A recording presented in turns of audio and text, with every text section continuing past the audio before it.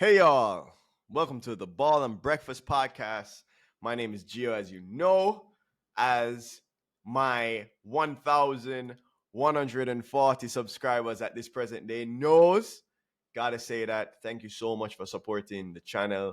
Thank you for liking, subscribing, commenting, helping the algorithm. Really appreciate y'all as we try and build this non-toxic football community where we get to just express our views. I hope to meet some of y'all. Remember to drop your email if you guys want to be a part of the show, and I can add you to the software, and then we can get you on and we can meet. We can have some lively, passionate, respectful discussions. Anyhow, a lot to talk about tonight. Mostly doing with my club over there, Liverpool FC. Here we go. We have signed Endo from Stuttgart. Now, first of all, I want to say shrewd piece of business by my club. You know, one of the things that my team has been notoriously good for is that when everybody else seems to get the pick of the litter, we do some bargain buying and find like literally the gems of the transfer period. And I genuinely like where my club went with this. And hear me out for a second. A lot of people don't know Endo, and I won't profess to say that I know him extensively before we have sent the plane for him. But I did watch him in the international football, and I then did some research on him today. Sorry. First of all, first thing, 30 years old, experienced player. Now, time will tell if he can manage the pressure of playing for a massive club like my club, Liverpool FC. But what I can say is that all the publications about him coming out of the Bundesliga says unsung hero, lead off man, captain of Stuttgart for the last, I think, 2 seasons, and just a machine of a player.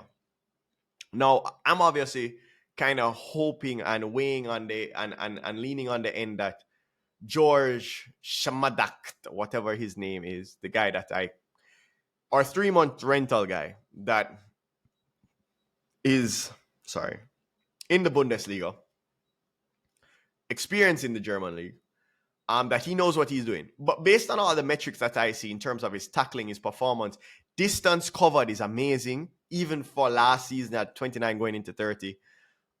Just a real workhorse.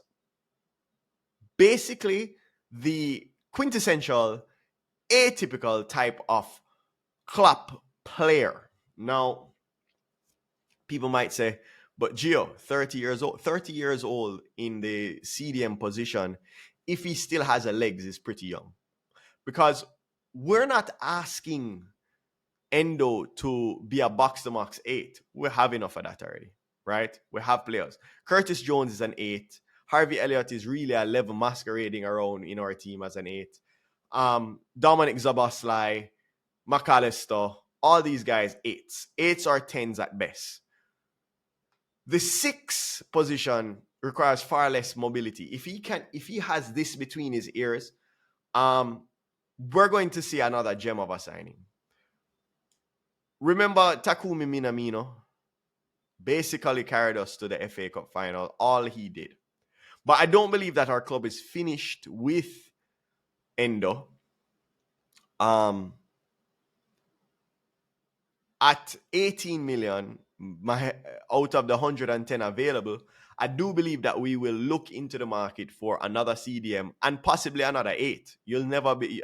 I hear centre back, but I don't see us getting a centre back unless we get rid of the plethora that we have right now. Again, one of the episodes before, I believe the episode before last, I discussed as to how many centre backs we have and why we are quite capable of paying a back 3, which allows the wing backs to elevate higher up.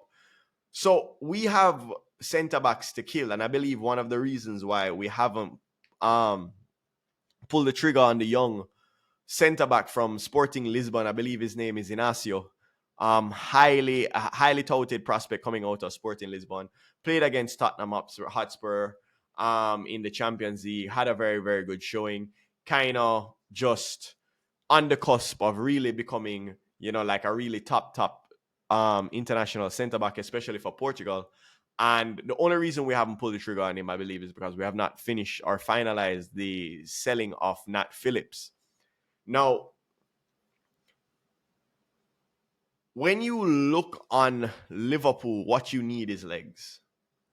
You need pause. You need guys that are willing to sacrifice himself for the team. Endo is highly touted for just that. Team first player, hence the captaincy. Understands how to play the role well, played it for his entire career. And more importantly, at $18 million, it allows us now to be very flexible in the market. Now that we've brought in a six, now that we've brought in a qualified six, a guy that knows the role, experience in the role, hardcore tackler, right? Now we can be a little bit we're also now not looking desperate in the market. Now we can plug and play again. Now we can look at Amrabat and say, hey, maybe we splash 10 more million than Manchester United. Maybe we inch up the wages that they offered him and see whether or not he'll fold and come to Liverpool because he's 26. Maybe we do spend that 80 million on João Palhinha over at Fulham, even though he's injured, because at the end of the day, we have cover now for the six, right? We have somebody, well, not cover, but we have somebody that from day one is ready and available, fit, just went through a preseason, is ready to play the six for Liverpool. So I think that's what the higher ups, the hierarchy of Liverpool have thought about and have decided to do. They want to take that air of desperation that's coming from the club right now and basically say, hey, regardless of whether or not you think we're desperate, we have a six. Now, that might very well drive down the price for a lot of other players that we're actively looking at. You're looking at your Manu Kone. The fact that we got Endo out of the Bundesliga, highly qualified on the upper echelon of the ranking system for all midfielders in certain departments, for a, let's be honest, subpar Stuttgart team. Now you don't get those inflated prices for Manu Kone. You don't get those inflated prices for possibly a Ryan Gravenberch. You don't get those inflated prices for maybe a Mario Lemina, for João Palhinha, for Nuno, for any prospect, check Doucouré, that we're looking at for Crystal Palace. We've bought ourselves a little bit of flexibility. Now, am I happy with if the transfer period was on its deadline day and this was the only incoming, I would not be this open-minded. But we've bought ourselves almost an extra week, because do I believe necessarily that we'll need an out-and-out six to play against Billings, Solanke, and Bournemouth? No, I don't. So he'll get time to get acclimated in the squad, and it also buys us another week to be able to try and bring somebody into the squad that's going to be a little bit more dynamic and be a little bit more marquee. So well done. I would say in terms of a letter grade for this type of deal, I would give them a B+. For all of its diversity in the transfer. The fact that it doesn't make us seem as desperate anymore. We've gotten a six. The fact that we got the six for 18 million. The fact that he's very experienced. The fact that his specialty is being tenacious and defensive. If I got a Thiago and they said, for example, if it was 3 seasons back and we got Thiago and he said, oh, he played the six at Bayern, I'd be excited because Thiago is Thiago. He's special. But I'd be a little bit weary because I'd be like, playing CDM in the Premier League week in, week out is different to any other type of league because of the physicality. The fact that what he knocks on wood for, what is trademark, calling card that people know him for is hard work and tackling. I am pleasantly surprised at the price and pleasantly surprised at who went for. And this is what Liverpool were known for. Nobody saw the Dominic Szoboszlai transfer coming in. And truth be told, as much as he's not started firing, because I believe he's out of position, he's not at 8, he's at 10. And he's getting acclimated to quite the up and down pace of things. And the Premier League, as I say, it takes time to adjust.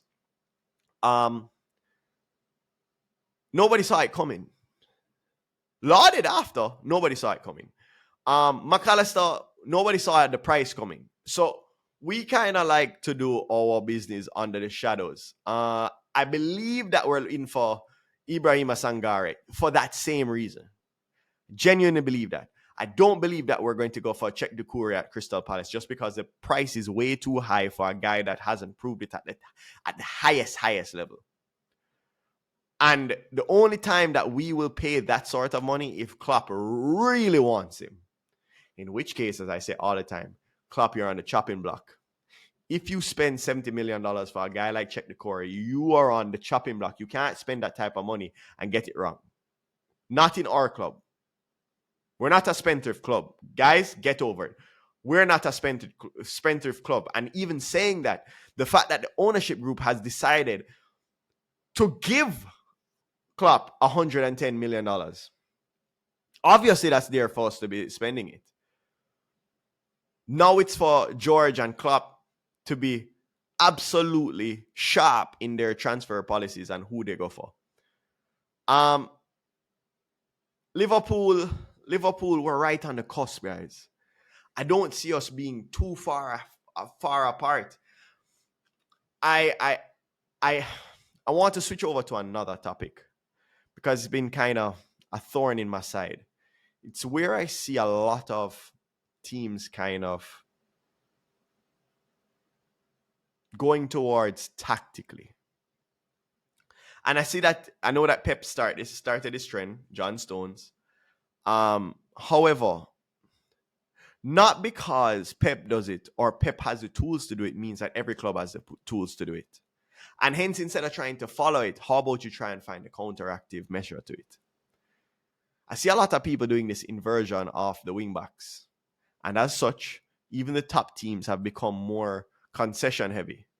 You see Arsenal doing it, exposing Zinchenko on the left.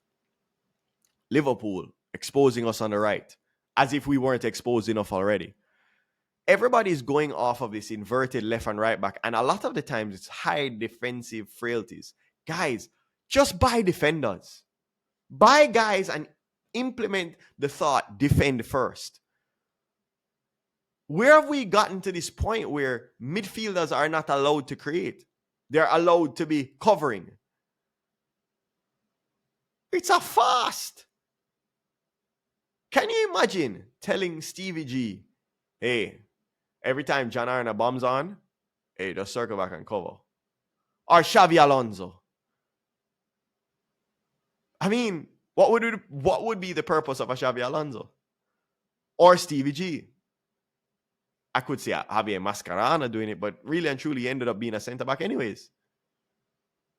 What would be the point of it? I saw many games with our team being in our prime with Fabinho starting the point of distribution.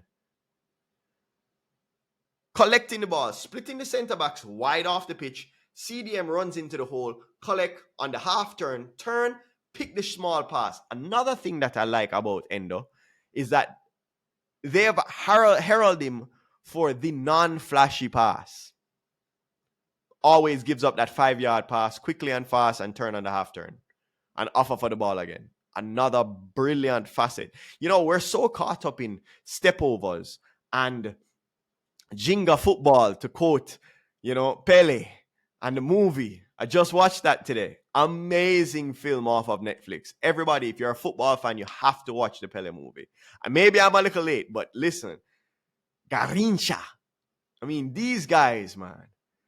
And it's so funny that my argument is a little bit counter to what that movie was all about. I quite enjoy the fact that Sweden...